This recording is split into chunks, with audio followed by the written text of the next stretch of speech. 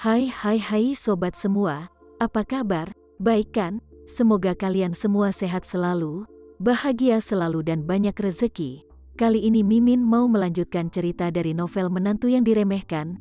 Semoga cerita ini bisa menghibur kalian semua ya, dan bisa menemani hari-hari kalian semua. Oh iya, jangan lupa bantu like dan komen ya biar Mimin tambah semangat uploadnya. Kalau begitu yuk langsung saja ke ceritanya, cekidot.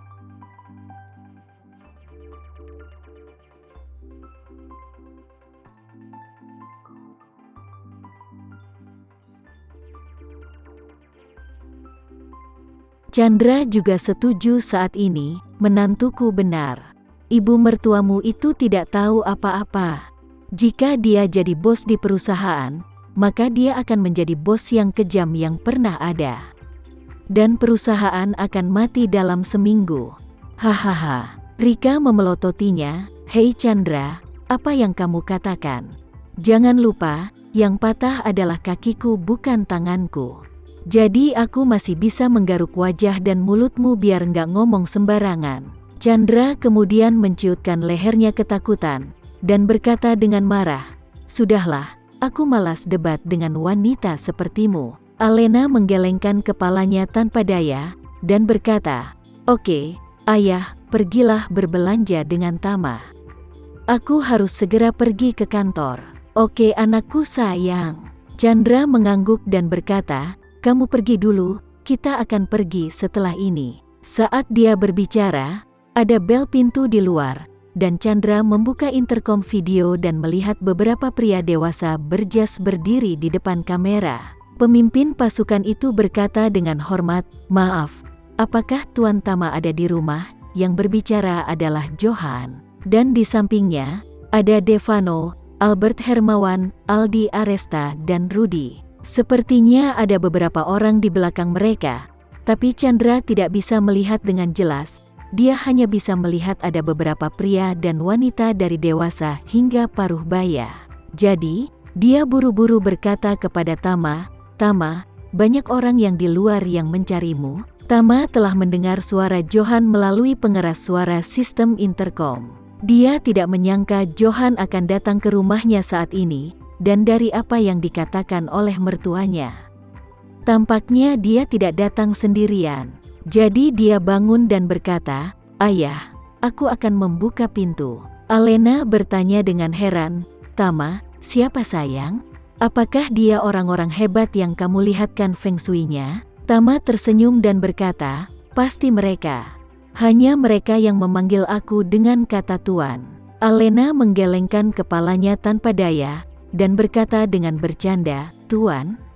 Hahaha, aku pikir kamu adalah bosnya, sangat mirip." Tama mengangkat alisnya dan tersenyum, "Ya, kurang lebih seperti itulah."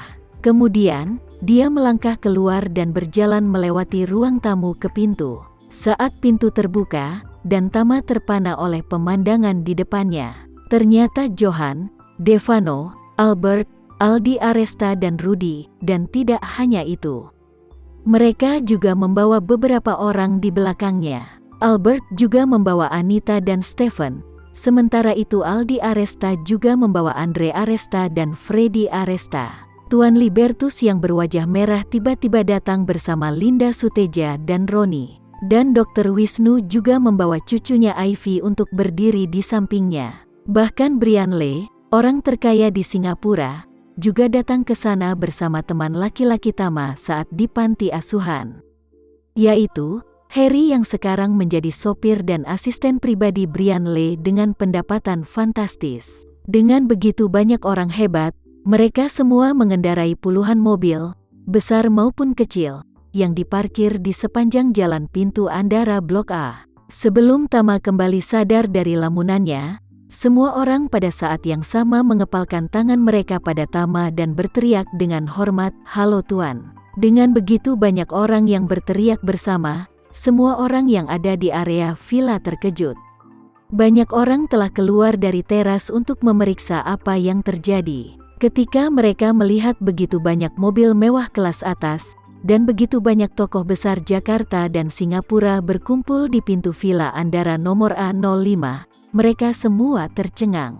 Pada saat ini, Nyonya Haris yang telah lapar sepanjang hari mendengar suara tersebut segera bergegas ke teras lantai 2. Teras di lantai 2 berada di ruangan tempat tinggal Arkan dan Glenn.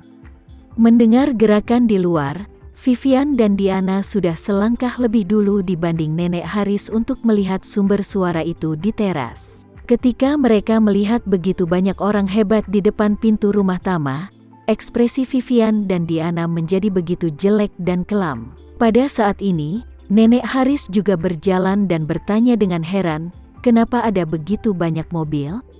Apa yang sedang terjadi sebenarnya? Diana berkata dengan masam, kamu tidak melihatnya? Mereka semua datang ke Villa Tama untuk mengucapkan salam tahun baru. Banyak dari mereka adalah orang-orang besar.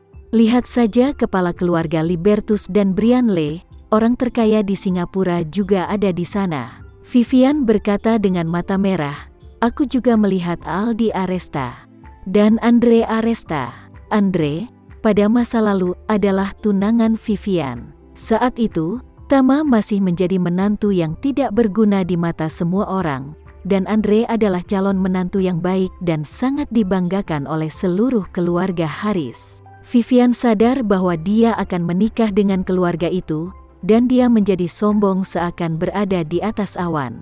Saat itu, Vivian sedang berada di puncak hidupnya. Namun, tidak lama kemudian, Aldi Aresta, kepala keluarga Aresta, langsung membatalkan kontrak pernikahan antara dirinya dan Andre Aresta.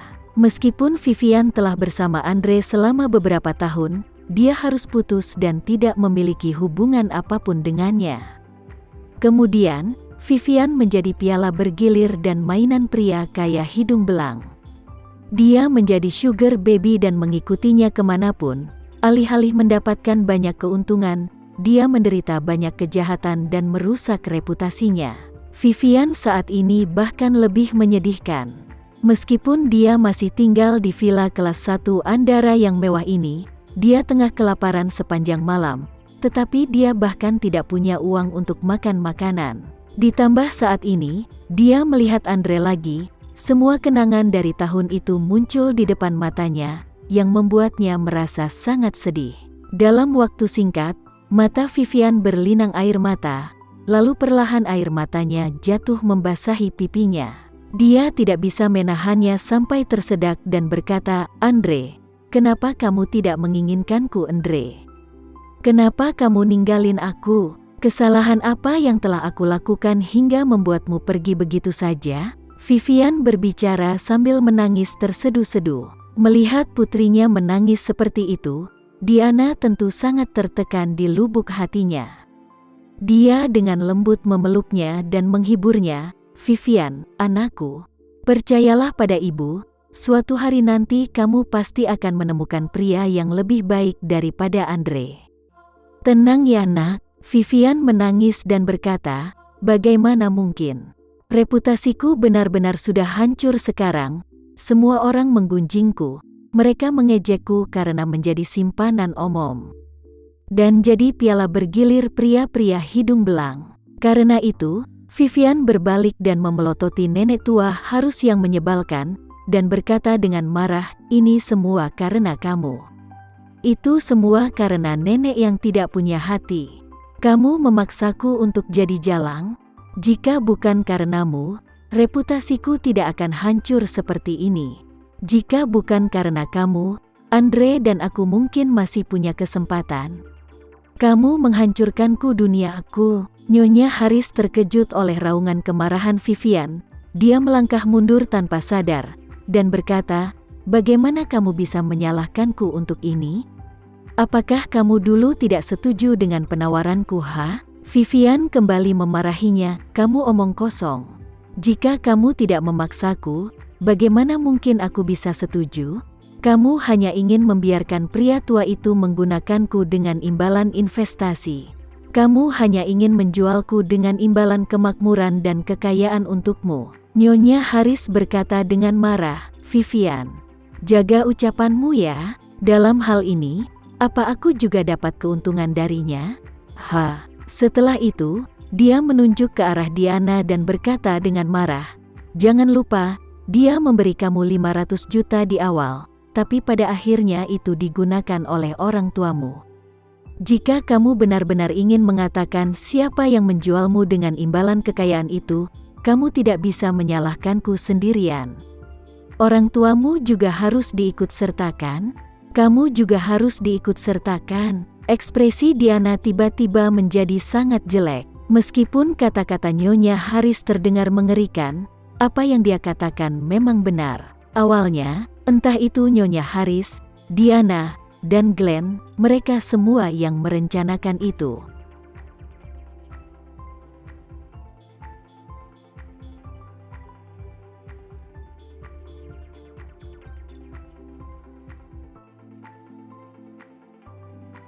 Sekian dulu ya cerita kali ini, kita lanjutkan lagi ceritanya di lain waktu.